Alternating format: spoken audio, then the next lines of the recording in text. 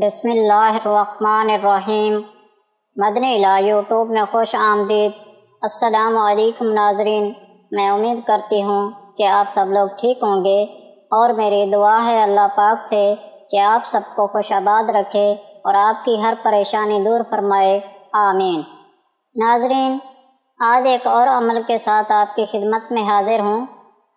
ناظرین، بے شک جتنا سکون اللہ اور اس کے رسول کی عبادت میں ملتا ہے، اتنا ہی کسی اور چیز سے نہیں ملتا۔ اللہ تعالیٰ کے دن رات عبادت کرو۔ جب اللہ کی عبادت سکون دینے لگے تو سمجھ جاؤ اللہ تم سے راضی ہے۔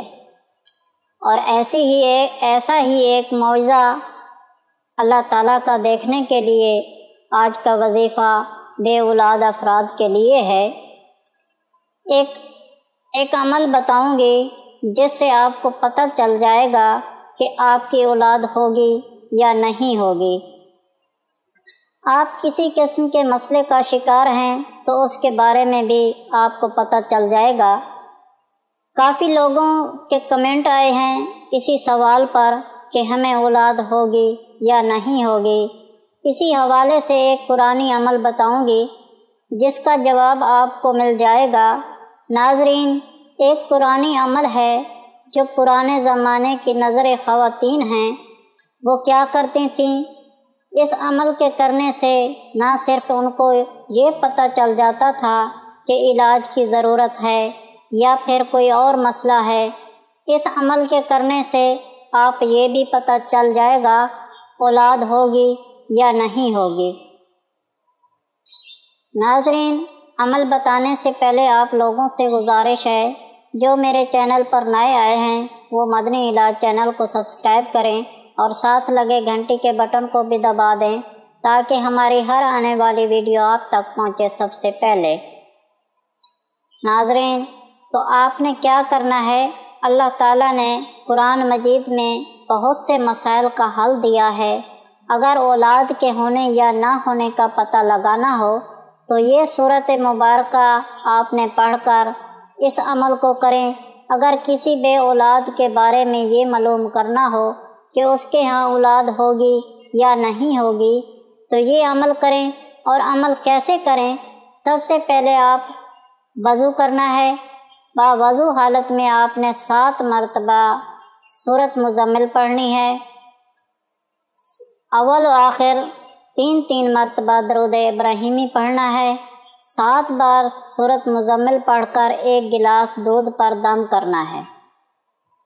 یہ عمل اس وقت کریں جب عورت ایام سے فارغ ہو کر اس کے بعد روزہ رکھے، یعنی کہ جب عورت ایام سے فارغ ہو جائے اور پھر روزہ رکھے اور پھر باوضو حالت میں 7 مرتبہ سورۃ مزمل پڑھ کر دودھ پر دم کر دے۔ پھر اسی دودھ کے ساتھ روزہ افطار کرے اور اس کے بعد تھوڑا سا جو کھانا ہے وہ کھائے، لیکن جب روزہ افطار کرنا ہے اسی دودھ کے ساتھ ہی کرنا ہے، کوئی اور چیز سے نہیں کرنا۔ جس دودھ پر آپ نے سورۃ مزمل کا دم کیا ہوا ہے آپ نے اسی دودھ کے ساتھ روزہ افطار کرنا ہے، چاہے 1 کپ ہو یا 1 گلاس ہو۔ اگر بڑا گلاس نہیں پی سکتی تو آدھا گلاس پی لیں۔ اگر آپ کو یہ دودھ ہضم ہو گیا تو یہ مثبت نشانی ہے، اللہ تعالیٰ آپ کو اولاد کی نعمت سے ضرور نوازیں گے۔ اگر آپ کو دودھ ہضم نہیں ہوتا تو آپ کے اندر کوئی روحانی یا برونی کوئی بیماری کا مسئلہ ہے جو آپ کو علاج کروانے کی ضرورت ہے، اور اس مسئلے کا آپ علاج کروائیں جس سے آپ کو اولاد ہو سکے۔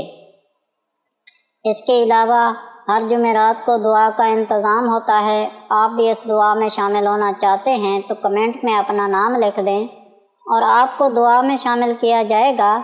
اگر آپ لوگوں کو آج کا عمل پسند آیا ہو تو پلیز میرا چینل مدنی علاج کو سبسکرائب کریں اور ویڈیو کو لائک کریں اور اپنے دوستوں کے ساتھ شیئر کریں۔ اجازت چاہتی ہوں، اگلے ویڈیو تک اللہ حافظ۔